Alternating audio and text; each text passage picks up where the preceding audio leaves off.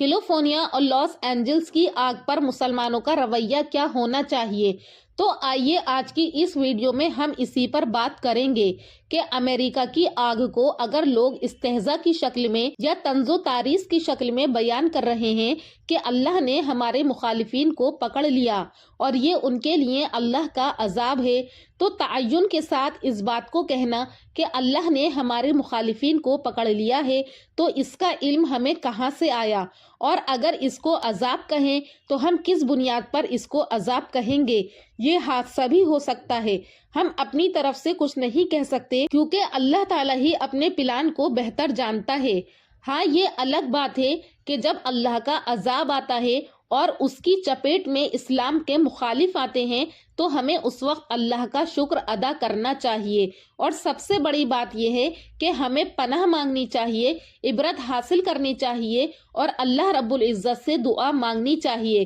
کہ یا اللہ تو ہمیں اپنی حفاظت میں رکھ، ایسا نہ ہو کہ ہمارے اوپر بھی کوئی مصیبت نازل ہو جائے۔ ہاں، لیکن اگر اللہ رب العالمین نے اگر کسی کو اپنے عذاب میں گھیر لیا ہے تو یہ ہمارے لیے عبرت و نصیحت کا سامان ہے۔ کسی کے لیے عذاب ہے تو کسی کے لیے آزمائش ہے، لہٰذا اگر ایسا کوئی موقع پیش آ جائے تو ہمیں وہی طریقہ اختیار کرنا چاہیے جو نبی اکرم صلی اللہ علیہ وسلم نے کیا ہے۔ آپ صلی اللہ علیہ وسلم جب کبھی سنتے کہ کہیں پر کوئی مصیبت نازل ہوئی ہے یا آپ دیکھتے تو فوراً آپ صلی اللہ علیہ وسلم مسجد کی طرف بھاگتے تھے، توبہ استغفار کرتے تھے اور مسلمانوں کو ڈراتے تھے اللہ کے عذاب سے۔ اور حضور صلی اللہ علیہ وسلم کے زمانے میں ایک مرتبہ سورج گرہن ہوا جس کو دیکھ کر آپ صلی اللہ علیہ وسلم گھبرا گئے۔ اس کو دیکھ کر حضور صلی اللہ علیہ وسلم کی کیا کیفیت تھی، اس کا تذکرہ احادیث میں اس طرح سے بیان کیا گیا ہے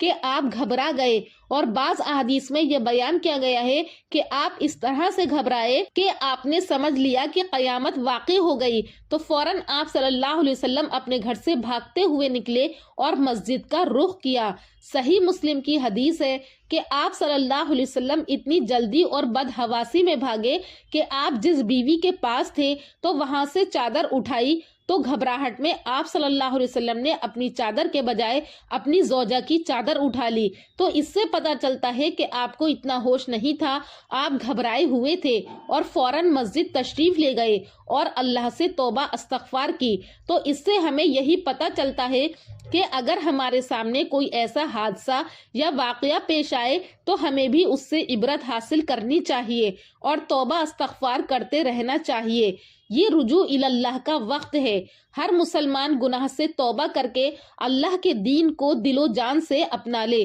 دین کا خادم بن جائے، اشاعت دین، دفاع دین اور غلبہ دین کے لیے فکر مند ہو جائے، اپنی قوت کا کثیر حصہ اللہ کو دے دے، اللہ کے دین کو دے دے، اسلام کے غلبے کو دے دے۔ اگر ہم ایسا کریں گے تو کس قدر تیزی کے ساتھ اللہ کی مدد آ سکتی ہے۔ اور اللہ رب العزت کا ارشاد ہے کہ تیرے رب کی پکڑ ایسی ہی ہوتی ہے جب وہ بستیوں کو پکڑتا ہے اس حال میں کہ وہ ظلم کرنے والی ہوتی ہیں، بے شک اس کی پکڑ بڑی دردناک اور سخت ہے۔ یہ آگ ظالموں کے لیے ایک عبرت کا نشان ہے۔ ہمیں یہ بھی یاد رکھنا چاہیے کہ اللہ تعالیٰ کا نظام عدل و انصاف پر مبنی ہے اور وہی بہترین فیصلے کرنے والا ہے۔ سورہ حجر آیت نمبر 5 میں اللہ تبارک و تعالیٰ کا ارشاد ہے، اور ہم نے ہر قوم کے لیے ایک وقت مقرر کیا ہے، پھر جب ان کا وقت آ جاتا ہے تو نہ وہ ایک گھڑی پیچھے ہٹ سکتے ہیں اور نہ آگے بڑھ سکتے ہیں۔ کیا ظالموں نے یہ گمان کر لیا تھا